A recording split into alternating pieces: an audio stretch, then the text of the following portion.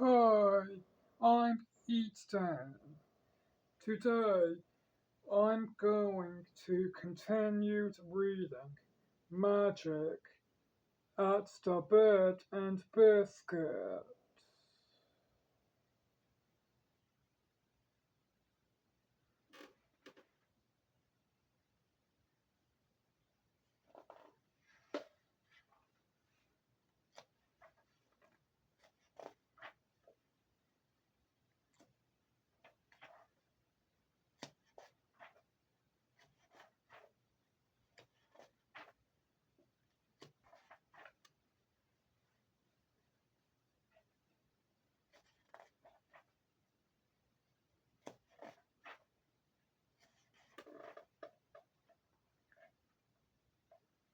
Roo! Crowd Rory, as he had every dawn for the past 5 years. Roo! Roo! Teeny black feet stalked across the kitchen and up onto Ernest's pile of blankets. What is that unholy racket? She screamed in his ear.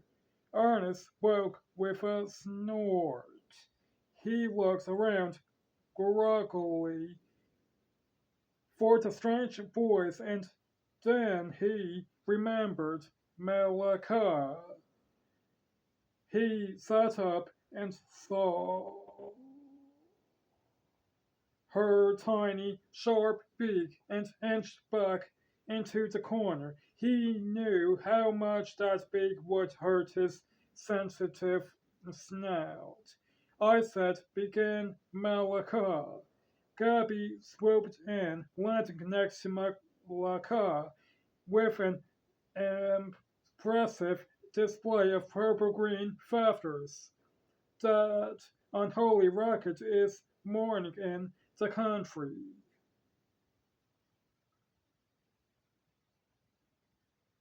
Last night you said it was too quiet here. Gabby clacked her beak. Now, said Ernest. He had no idea what to say next. From under his pillow came a low puppy whimper. I do not like noise. This early, Malachi yelled. I'm supposed to be resting, and I prefer resting at noon.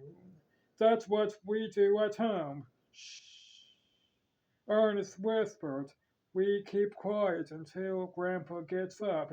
He's old and needs his sleep. Malachi waved a ring at the door, but out there that's obnoxious.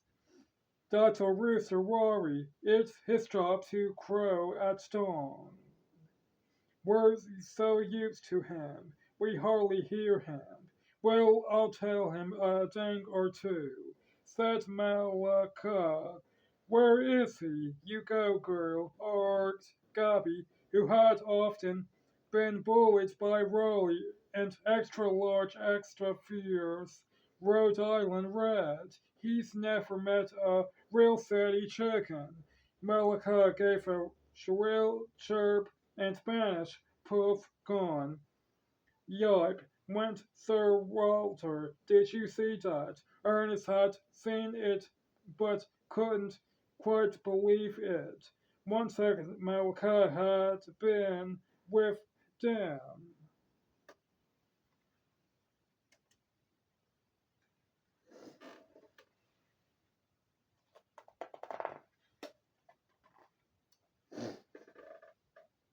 The next second, after only a tiny chirp, she had disappeared.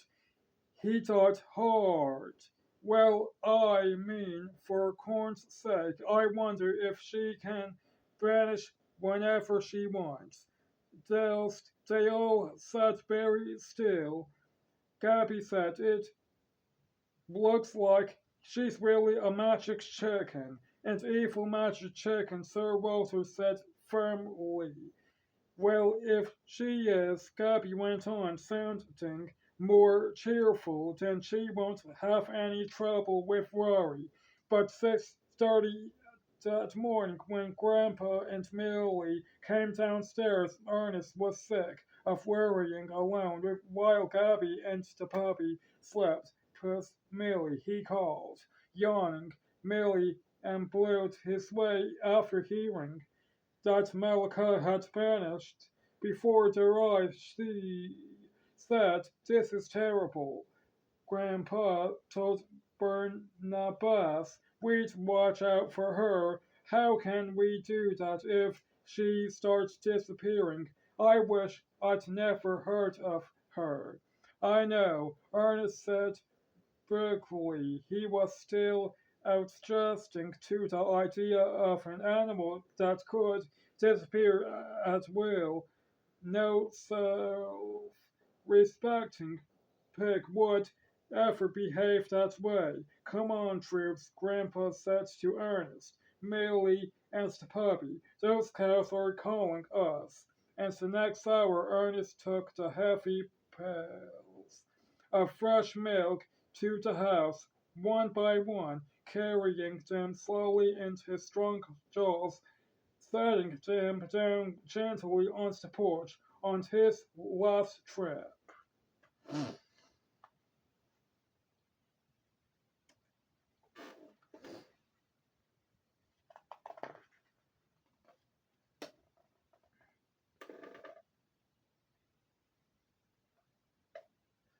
To the house, Grandpa and Sir Walter were with him. Grandpa was carrying a jittery soul water. Grandpa got busy separating the cream from the milk while Ernest, Millie, and Sir Walter sat on Ernest's bed and waited for their breakfast. "I saw her near the barn," Sir Walter said. "I saw Malacca, she heap, when Malacca, as she appeared out of nowhere, mincing across the kitchen. You called, Yipe," shrilled the puppy as he scratched behind Ernest. Shaken, Ernest said, "We didn't call." "Exactly. But here you are." Ernest knew now that he did not like magic. It was in it was unnerving. Malcolm climbed to the top of the blanket pile and settled exactly in the center, in Gabby's place. Gabby fell down from her curtain rod and sat beside Ernest. She glared at Malcolm but said nothing. "Well, do you want to hear about my meeting with Rory or not?" asked Malcolm. "Please tell us," Ernest said, steeling himself for the worst. "I went straight to the point. I explained who I am, and that I've just come off and absolutely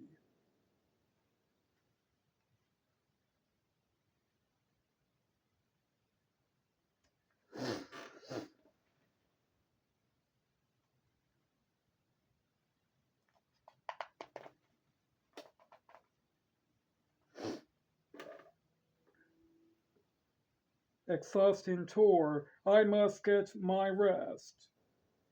I told him that this is a horribly boring place for a city show bird like me, but sadly I am here. This he must not make a sound before noon, which I, when I am accustomed to rising. Gabby leaned forward. "What happened then?" "Well, he just crowed in my face. So I removed some of his tail feathers to prove I meant business. Removed some tail feathers. Removed," oined Ernest, growling more distraught by the second. Gabby said, "Oh, that's mean.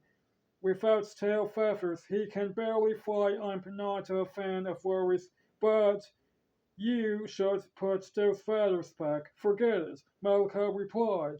I made them vanish. He should have done what I told him to do. He'll pay attention the next time.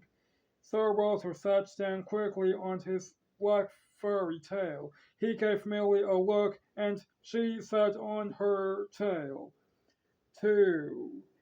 Gabby stuck her colorful tail feathers under Ernest's right haunch, and all of them eyed Malika fearfully.